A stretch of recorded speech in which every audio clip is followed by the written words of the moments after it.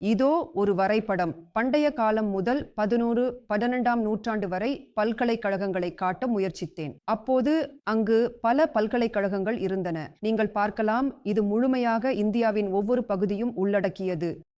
இதுவரை நாங்கள் கண்டுபிடித்துள்ள மிக பழமையானது தக்ஷசிலாவில் உள்ளது.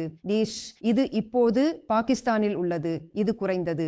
கிமு 6ஆம் நூற்றாண்டைச் சேர்ந்ததாக தெரிகிறது. ஆனால் அது கண்டிப்பாக அதைவிட பழமையானதாக இருக்க வேண்டும். பிறகு நமக்கு சாரதா பீடம், புருஷபுரா, வாரணாசி ஆகியவை உள்ளன. பெங்கால் பீகார் பகுதியில் பல்கலைக்கழகங்கள் ஒன்றாக கூடியுள்ளன. நாலந்தா, ஓடந்தபுரா, விக்ரம்பூர், ஜகத்தலா. அப்போது நீங்க தெற்கு பகுதிக்கு வரும்போது பல மடங்கள், பல அகரஹாரங்கள், காஞ்சிபுரமும் உள்ளது.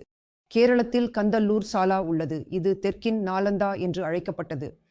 சுவாரஸ்யம் என்னவென்றால், இது நாலந்தாவை விட அதிக பாடப்பிரிவுகளும் களரி போன்ற போர் கலைகளும் கொண்டது. சுவாரஸ்யமான விஷயம் என்னவென்றால், மக்கள் தங்கள் பகுதிகளுக்குள் மட்டுமே தங்கிக் கொள்ளவில்லை. ஆகவே பேராசிரியர்களும் மாணவர்களும் தாங்கள் விரும்பும் கல்வி நிறுவனத்திற்கு பயணம் செய்தனர். இன்று மாணவர்கள் மணிப்பால், ஐடி கரக்பூர் போன்ற இடங்களுக்கு தாங்கள் படிக்க விரும்பும் எங்கே வேண்டுமானாலும் செல்கிறார்கள் போலவே அந்த காலத்திலும் அவர்கள் அதையே செய்தார்கள். உதாரணத்திற்கு, நாலந்தாவில் 2 பேராசிரியர்கள் இருந்தனர், திருமதி மற்றும் குணமதி. அவர்கள்தான் குஜராத்தில் வல்லபி பல்கலைக்கழகத்தை நிறுவியவர்கள். பின்னர் அவர்கள் நாலந்தாவுக்கு போய் கற்பித்தார்கள். பின்னர் காஞ்சிபுரத்திலிருந்து வந்த குருக்கள் இருந்தனர். அவர்கள் நாலந்தாவுக்கு சென்றனர்.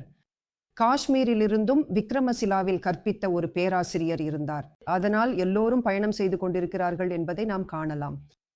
மற்றும் கதாசரித் சாகராவில் இருந்து ஒரு சுவாரஸ்யமான கதை உள்ளது. அங்கு ஒரு பிராமணர் கூறுகிறார், நான் என் மகனை வல்லபியில் படிக்க அனுப்பப் போகிறேன்.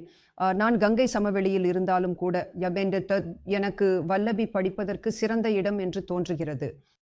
நாம் ஊகிக்கிறோம். அதற்கு காரணம் வல்லபி அரசியல், அறிவியல், வணிகம் ஆகியவற்றில் சிறப்பு பெற்றிருந்தது.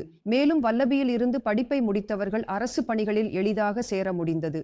அதனால்தான் அவர் தனது மகனை வல்லபிக்கு அனுப்பினார். அது 1500 ஆண்டுகளுக்கு முன்பே நடந்தது.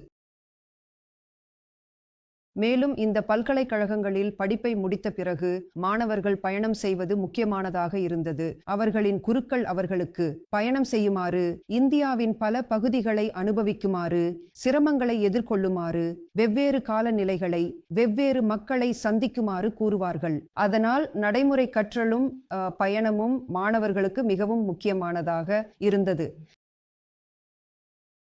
இதுவே பாஸ்கராச்சாரியர்.